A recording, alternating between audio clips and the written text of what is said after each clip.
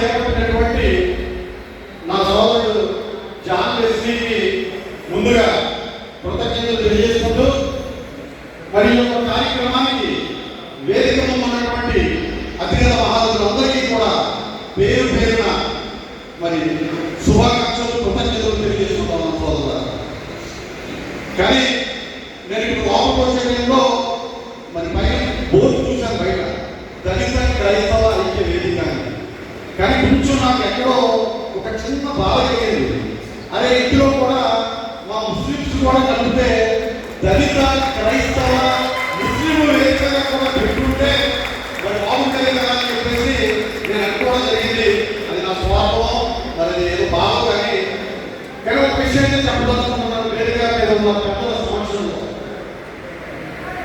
అదేంటంటే రాజకీయంగా దళితుల్ని కానీ క్రైస్తవులు కానీ ముస్లింస్ని కానీ అగ్రకుల నాయకులు మనల్ని విభజించి వాడుకుంటూ ఉన్నారు. ఇదంతా కూడా మీరు గ్రహించాలి.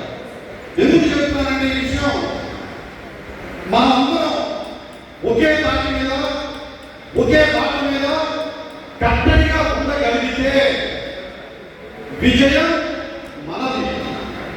మనం ఎవరికైతే చెప్పామో వాళ్ళ కూర్చోబెట్టే స్థాయి ఓటింగ్ మనకి ఉంది ఖచ్చితంగా.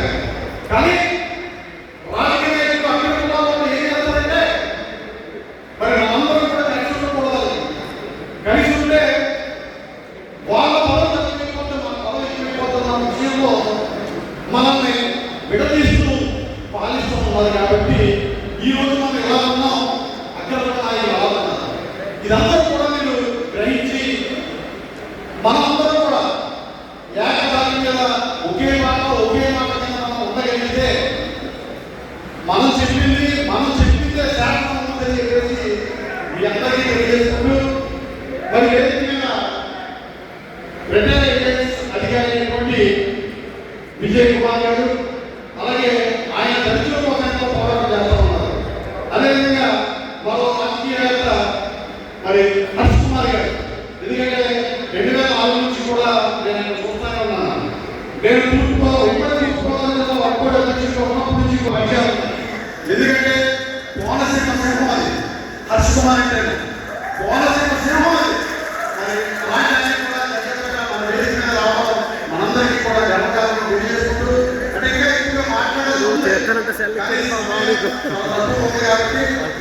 కానీ ఒక విషయం చెప్తున్నాను.